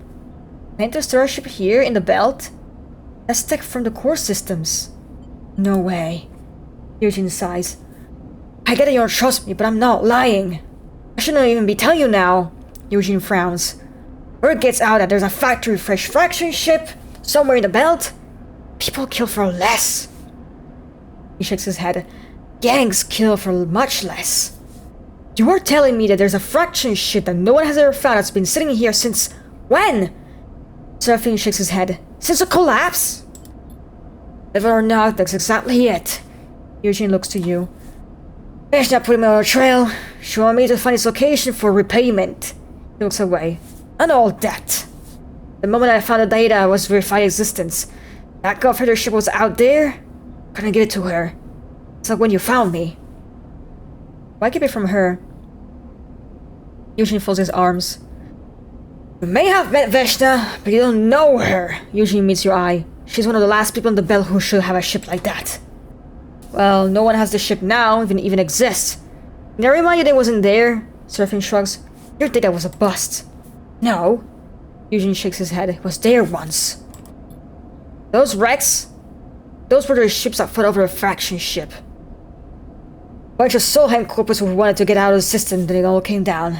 That shit was her ticket. The Aphelion path.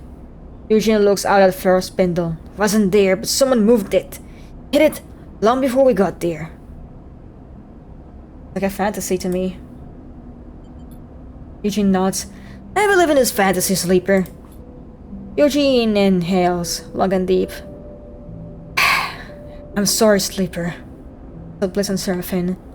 You both as well. Want to keep the secret.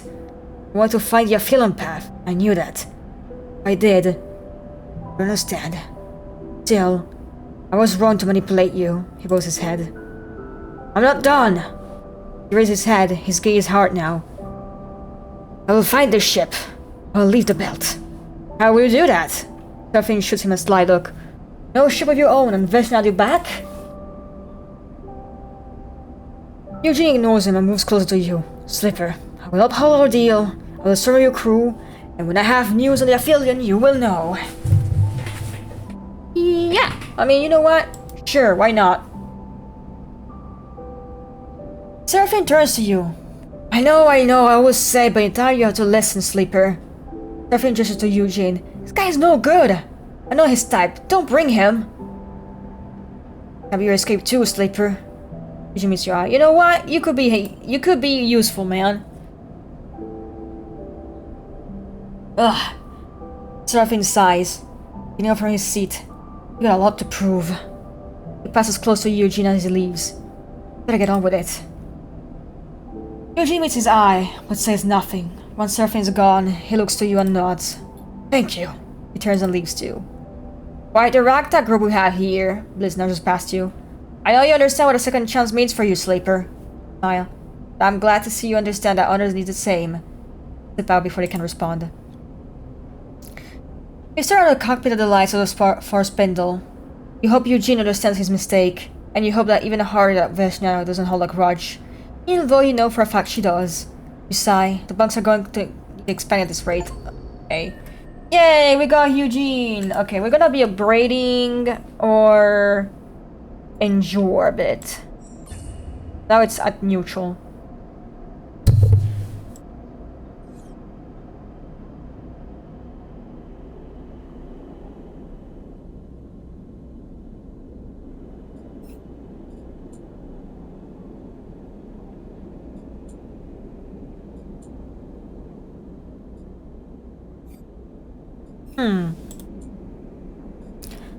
Explore for spindle. Yeah. Not done here.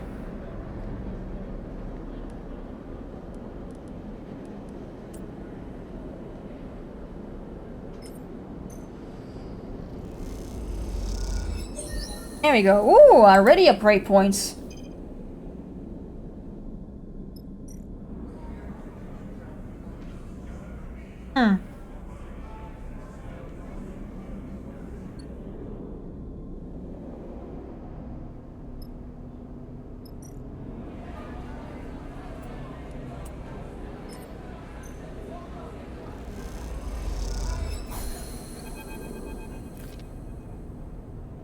Sleeper, Nemba wants to see you. You nod to the other volunteers as you wipe off your hands and clip your cutlery to the magnetic rack. You drift out of the improvised canteen on your way to the kitchen in the back. It was a busy shift, and each shift seemed busier than the last. Makes sense, of course. You've seen the steady flow of refugees arriving from the inner system, and most of them, with barely a chip to their name, ending up in underhang. As you cross into the kitchen, you can still hear the rumble of the refugees' conversation through your hatch. The other chef leads you past the rehydrators and the hand-built centrifugal oven to a small office unit at the back of the kitchen. They knock on the door for you, then glide away to finish your own meal, leaving you to wait for it. You look around the small but carefully arranged kitchen. As you wait, your shifts here having left you familiar with a mix of improvised and salvage equipment. I wish I've never seen before you came here. Oh, look at this guy! He's making dough or something. Come in, Sleeper. Nemba is perched at a desk, uplifted by a small transparent terminal screen. Reading glasses perched on a screen on his nose. You've seen Nemba before, but not as much as you imagined you would while working at a place called Nemba's Kitchen. Even though there is a proper sign in front, everyone in the underhang knows its name. The man himself is more a mystery. Apart from the occasional barked odor in the busy kitchen, he's little more than a blur to you. Why do you work here? Barely looks up from his terminal screen, scrolling next, drawing text reflecting his lenses. I guess I like to stay busy. Nemba stops scrolling the screen and looks over his glasses. You do well here, Sleeper. You're fast, precise, you're doing good work. Goes back to scrolling. Thanks. Nimba lifts the hands in response. That's my word, Sleeper. Good workers like you, they move on fast. Leans back and looks at you. 10 cycles, maybe more, maybe less, and then they are gone. And the team gets used to having them here, gets used to working in that place, and suddenly they have to work differently. They have to pick up the slack, change jobs, change stations. And a few of them think, well, maybe it's time I moved on too. So, I found it, good workers are in trouble. Especially those who come and go, like you. He pauses, watching you speak. This place runs on consistency, Sleeper. Those that turn every cycle, good or bad, they get the people fed. He takes off his reading glasses, inspecting them for smudges. Let's be honest, this ain't you. Let's cut to it. I can't use in the kitchen anymore.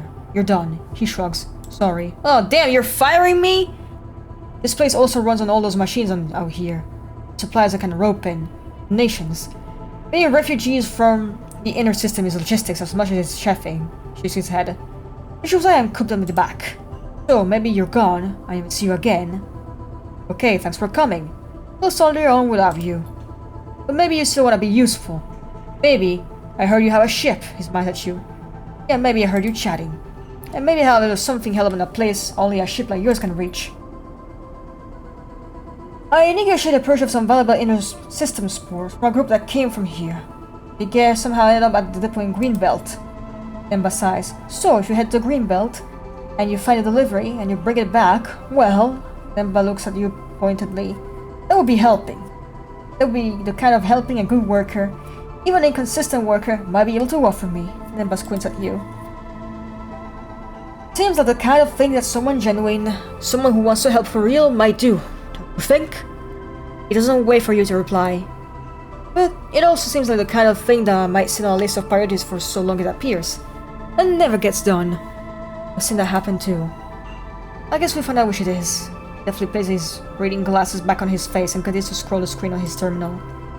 The other way out, Sleeper. Turning the doorway. Slightly taken aback, inside shut behind you. You glide through the kitchen, through the improvised canteen and the people eating and chatting there, and into the cold and underhang passageway beyond. All the time considering what you might do next, and recalling that persuasive glint in Nemba's eyes.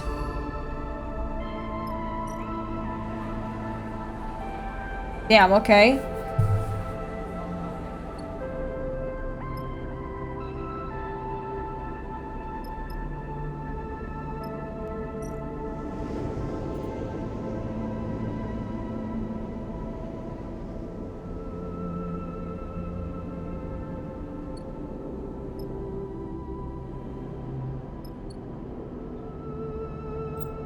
Oh.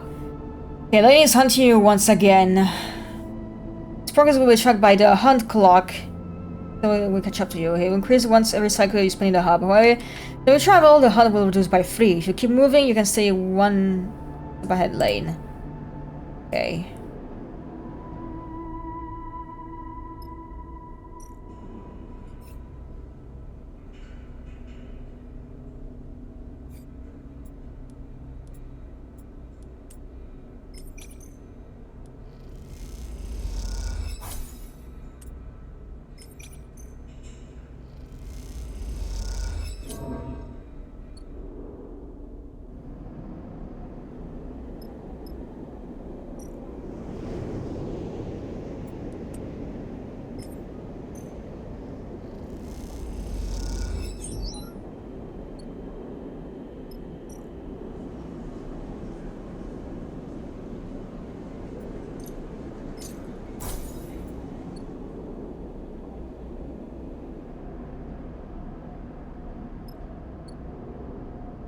Fuck, man. Let me see. Oh, the stream again. Oh, god damn it, we're talking again. Shut up. Shut the fuck up.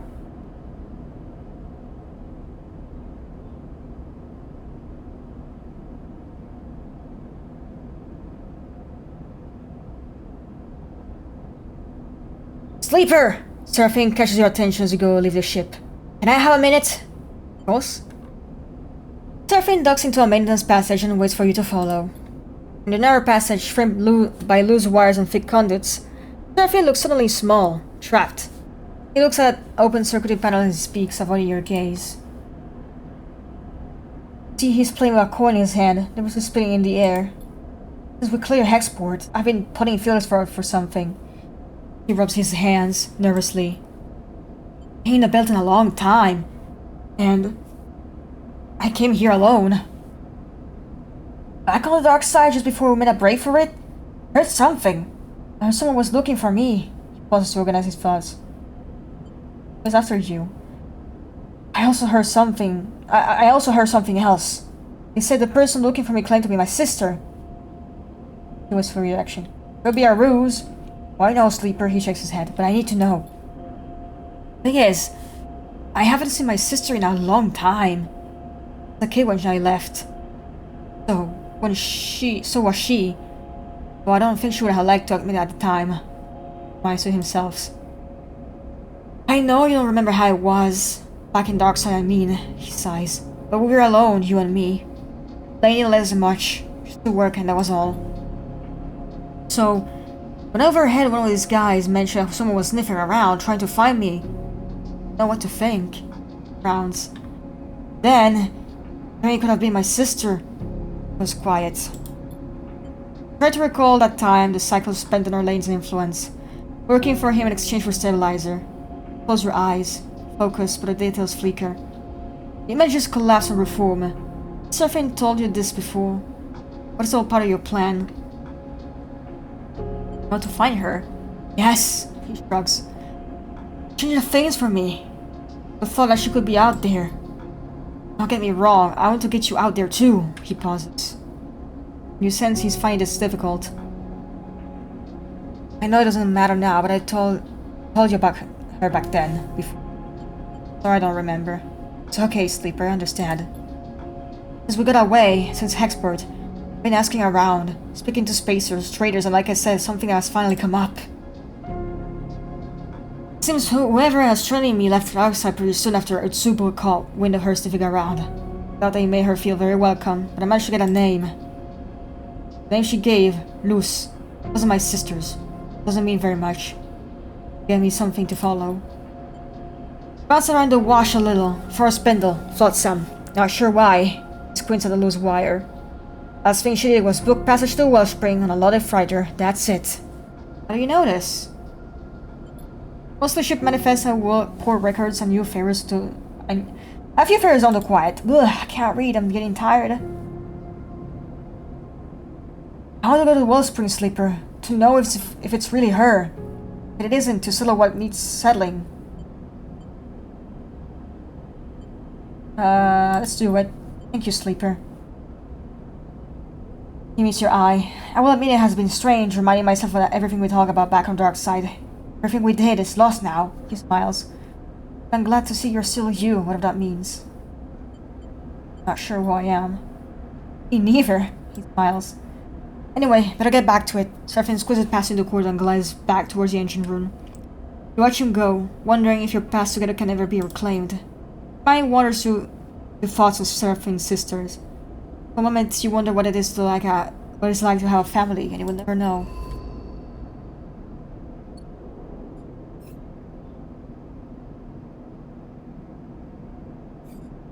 So where could I find spores? Let's see.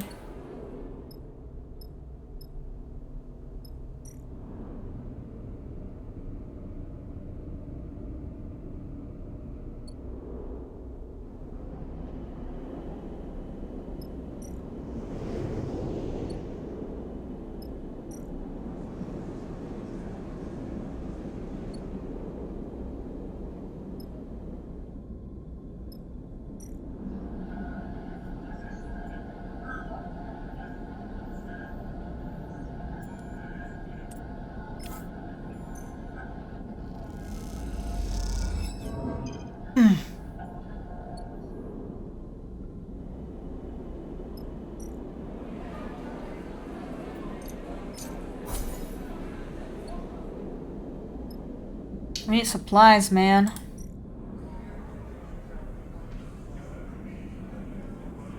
have shit fucking engaged. Can't do that.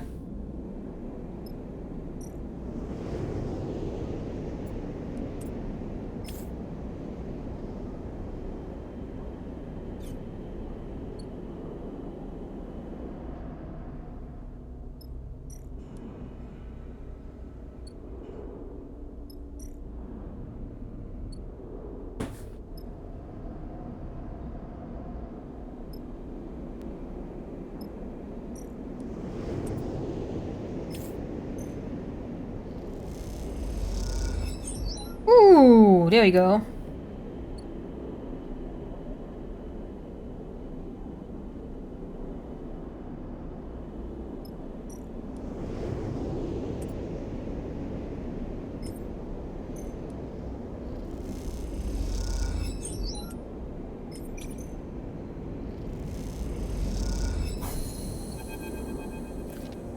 Ooh.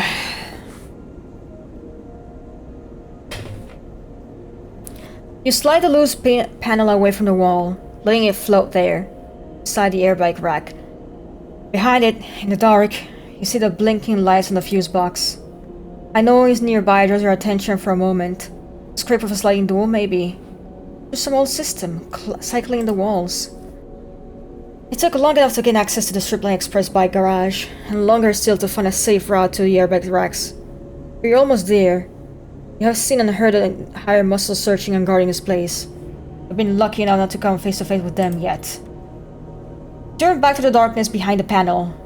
What Cadet said is right. The drive is taped to the back of the fuse box in front of you. You reach through and around slowly, carefully, and your hands alone on something color metallic in the dock. It's taped firmly to the box. You pull at it and it doesn't budge. Quiet rattle echoes from the dispatch office next to the door and you freeze for a second. It seems Cadet was a little too enthusiastic with the tape. Let's see. Feel the tape. Woohoo! It's something. Close your eyes and feel the seams of the tape. Taking your time, you pick at it, working each piece away from the drive. You hear a clattering sound nearby as you peel off the final piece and the drive spins into your hand. Time to move. You slip the drive into your coat and kick away from the wall. Gliding back towards the maintenance corridor you entered from. As you cross the bike garage, you hear a voice in the dispatch office next door. Just as you tuck yourself into the cool darkness of the maintenance corridor, a squish indicates the opening of a door from the office next door. Voices rumble through the room, and you quickly and quietly push yourself deeper into the guts of the building. Too close. Barely daring to breathe, you carefully make your way through the maze of passages that brought you here. Your dark legs and dead ends now familiar. Eventually, you spot a thin slit of light ahead. Making the loose panels you lever open to gain entrance. Take a deep breath, almost there. As you reach the gap, you freeze. Voices rumble from beyond. And peering through, you see two figures in dark clothes searching the chaotic bay behind Stripline. Your eyes are drawn to the dark boxy weapon one holds at the side. Shit! You hiss silently to yourself, your eyes searching for a path through. Wait for an opening? Phew. You wait. Silent and still as the figures search. Split and drift across the bay. Take their chance. Sliding open the panel and slipping behind the scraps and box at the edge of the room. You work your way around until you can't get any further. You kick off hard, making a dash for the far side on the bay, and the public passage beyond. There's a hiss at the guttural chatter of a pressure valve as an airbag pulls beside you in the passage. Cadet leans over and grabs the collar on your coat. Hop on! In a moment, you are on the back of the airbike, clutching the strap of Cadet's bags as he guns down the passage, irresistant, almost ripping you from the thin seat. You lean against her back and let a sigh, the drive pressing onto your ribs beneath your jacket. You did it. Still alive back there? Cadet's voice brings you back from the hypnotic rhythm of the tunnel lights rushing past the airbike. She slows her bike with a rapid series of hisses, and you realize she has brought you back to the passage outside of Bliss's Bay. You try to understand the route she took, a long loop through the branching transit tunnels of the station, but give up. You can't let go now. She straightens up and you unhook your fingers from her back strap, separating yourself from her back. Push off the bike gently and float into the passage beside her. You okay? Look pretty rough back there, she smiles. I appreciate you putting all out for me. Who are those guys? Your guess is as good as mine, she shrugs. They look like anyone nice, though. I wouldn't sweat it. She smiles. Go on, let's see the drive. You fish the drive out of your jacket and hand it over. That's the one! She squints at it. I should have chucked it when I had the chance. Get your first good look at it, and there's not much to see. Small lump of solid slate memory with a few marks on the case. Just put a yellow hex among them. Hexport. It's very worth it. She sighs. Never promised profit, sleeper. She slides her bag around her shoulder to the front and starts driving it into a pocket. Answers, maybe. I know so many scatter yards who can crack anything. It'd be my first protocol to crack this thing open. She looks at her shoulders. And I should make myself scars from the spittle anyway, before those dickheads come out with me. Come with us. Appreciate the offer, but I think it's best we go on separate ways for now. 2 targets are harder to track than 1. She cycles at the pressure valve on the bike impatiently. Cadetta leans away from her bike, squinting out at the view window at your ship behind. Not yours? Doesn't wait for an answer. Not mistaken, that old thing is going to struggle to reach the scatter yards unless you got a hazmat suit. Hazmat suit? Yeah, belt between here and the scatter yards is drowning the breeze. Worse than his hexports. He only has a navigation to make the crossing safely. But they syndicate created the tech to help their tankers cross the belt. Common knowledge. Then onto your ship. Maybe if you head to the wellspring you can better barter or steal a suit. She adds casually. Here, Cadet unties a backlash to her bike and Freeman owes it to you. They're not here for a refit, but maybe you'll find some use for them. Take the bag and something clinks inside it as you do. You open it to see a couple of engine components. I was gonna use them to boost her. She taps her frame on her bike. You deserve them. She meets your eye. She looks away. Not like I've been doing any runs for a while anyway. Thanks. It's nothing. Like I said, you deserve them. She flexes her fingers on the bike's handles, eager to be away. Cadet's airbag shudders and purrs, trembling in the air like an arrow steady to be loosened. See you around! She winks and guns her the throttle, zipping out the passage with a pulse of air that ripples through the clothes. You stare after as she gone, the bag of components still hanging up from your hand. You realize as you look down the passage that you never ask how Cadet plans to get to the scatter yards. That question, like a score of others, will have to wait until you run into the next. Although you have a feeling that she will find a way to slip away before you can ask next time too. I'm actually getting tired, so I'm gonna have to end it soon. You head back towards the ship to stow the components, idly wondering if you could justify buying an airbag to Seraphine as you do so.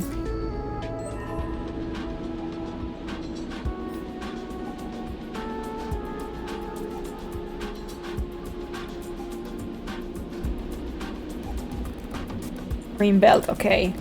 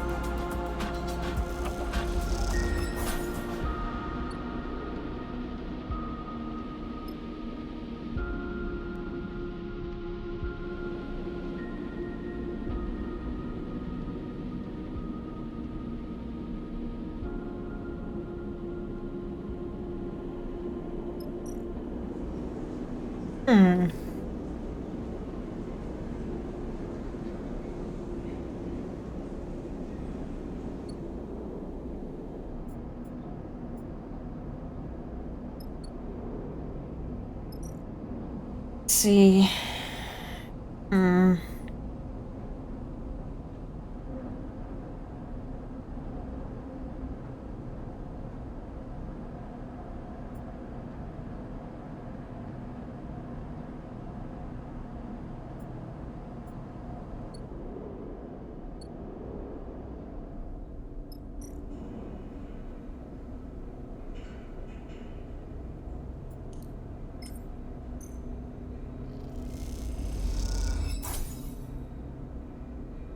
Oh, process scrap.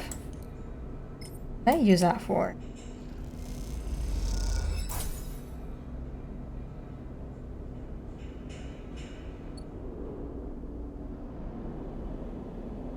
Alright. I'm gonna end it here. I'm very tired. Oh my god. Oh my god. Stretch. Holy fuck. Oh fuck. Ouch. Alright. Great game. Wow. Thank you for watching. I stream on Saturday, Sunday, and Monday after 9 p.m. Central Europe time, and sometimes on Fridays at 8 p.m. Central Europe time. And Friday, I'll be doing some more Thaumaturge. I'm gonna see if there's someone I can raid. Oh, no, no one I can raid. Alright. Bye-bye.